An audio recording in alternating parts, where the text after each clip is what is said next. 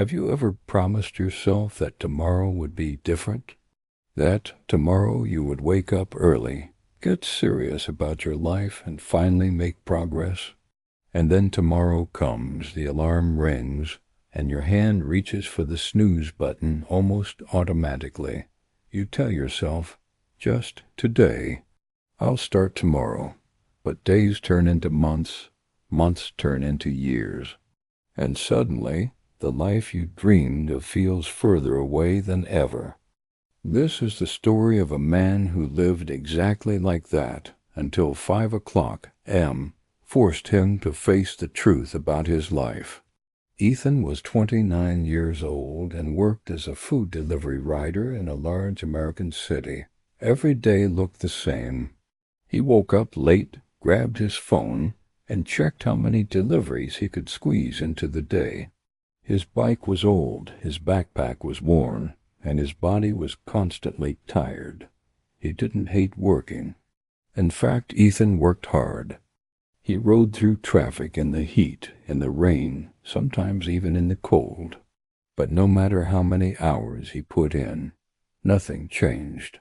His earnings disappeared as fast as they came: rent, food, repairs, bills. There was never anything left. At night, Ethan scrolled through social media, watching other people his age announce promotions, new apartments, engagements, and businesses. He would put his phone down and stare at the ceiling, asking himself the same question he had asked for years. How did I fall this far behind? Ethan had graduated high school with big dreams. He once believed he would have a career, stability, maybe even his own business. But somewhere along the way, life happened. One setback turned into another. Temporary solutions became permanent routines. He told himself he just needed more time, more money, more energy. What he didn't realize was that time was the one thing slipping away fastest. Every night he stayed up past midnight watching videos, convincing himself he was too tired to wake up early. He believed the lie that mornings weren't for people like him. "I'm not a morning person," he would say. But deep down, he knew that wasn't the real problem. One morning, after finishing a late delivery close to dawn, Ethan stopped at a small coffee shop that had just opened. It was barely 5:15 a.m. The city was quiet. No traffic. No noise, just stillness. Inside the shop sat an older woman, neatly dressed, reading a book and sipping coffee. She looked calm-focused in a way Ethan had never felt in his own life. As Ethan waited for his drink, he couldn't help but ask, "Why are you up so early?" She smiled. "Because this is when life is quiet enough to listen to yourself." Her name was Margaret. She was a retired high school teacher. Margaret noticed Ethan's tired eyes and worn delivery bag. She didn't judge him. Instead, she asked questions. What did he do? What did he want? Why did he look so exhausted? Ethan surprised himself by answering honestly. He told her he felt stuck, that no matter how hard he worked, he was running in circles. Margaret nodded slowly. "Hard work isn't the problem," she said. "Direction is." She explained that years ago, when she felt lost in her own life, she made one rule: wake up at 5 o'clock a.m. every day. Not to hustle, but to build. Margaret explained that the early morning hours were different. No distractions. No noise. No demands from the world. "This is when your brain is strongest," she said. "And when your excuses are weakest." She broke it down simply. From 5 o'clock to 6 a.m., learn something that increases your value. From 6 o'clock to 7 a.m., take care of your body and plan your day. "That's 2 hours," she said. 2 hours a day changes everything. Ethan wanted to argue. He wanted to say he was too tired. But something in her calm confidence made him listen instead. That morning, Ethan went home and did something he hadn't done in years. He set an alarm for 5 a.m. and put his phone across the room. The next morning was brutal. When the alarm rang, his body screamed for sleep.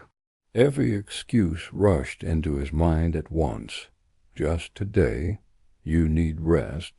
You can start tomorrow. But he remembered Margaret's words. Direction beats motivation. He stood up. The first week was miserable.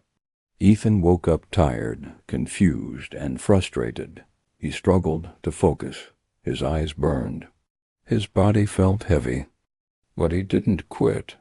From 5 o'clock to 6 o'clock a.m., he started learning basic digital skills, spreadsheets, online tools, simple certifications. From 6 o'clock to 7 a.m., he walked through quiet streets, stretching, thinking, planning. Nobody clapped. Nobody noticed, but something inside him was changing. Around the third week, something strange happened. Ethan woke up before the alarm. His mind felt clearer.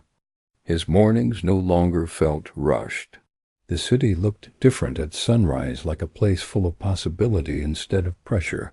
He started finishing courses, understanding concepts, applying what he learned. His confidence grew quietly, without noise. For the first time in years, he felt in control of his life. 2 months later, Ethan used his new skills to help a small local business organize orders and customer data. What started as a favor turned into paid work. One opportunity led to another. By the end of 3 months, Ethan reduced his delivery hours and took on remote work that paid more in half the time. He wasn't rich, but he was stable, focused, moving forward. When he ran into Margaret again at the coffee shop, he thanked her. She smiled and said, "I didn't change your life. You changed your mornings." Ethan still wakes up at 5 o'clock a.m. Not because he has to, but because that hour belongs to him. And that's the lesson most people miss. Success doesn't come from motivation. It comes from ownership of your time, especially when no one is watching. Tonight, set your alarm for 5 o'clock a.m., not 5:10, not 5:30. 5 o'clock? Decide what you'll build in that first hour. A skill, a future, a way out. Because 5 years from now, you'll end up somewhere. The only question is whether that place was built by intention or by habit. Your future doesn't begin someday. It begins tomorrow morning. Before you leave, I want you to do something small but powerful. If you're serious about changing your life, hit the like button right now. Not for me, for yourself. Let it be your signal that you're done hitting snooze on your potential. Now go to the comments and answer this question honestly. What will you build between 5 o'clock and 6 o'clock a.m.? A new skill? A business idea? A better body? Write it down. When you say it out loud, it becomes real. If you know someone who keeps saying, "I'll start tomorrow," share this video with them. Not to motivate them, but to challenge them. This might be the wake-up call they need.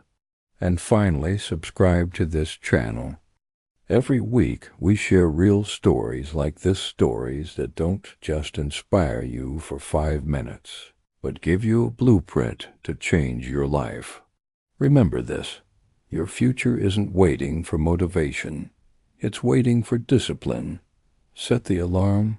Protect the morning.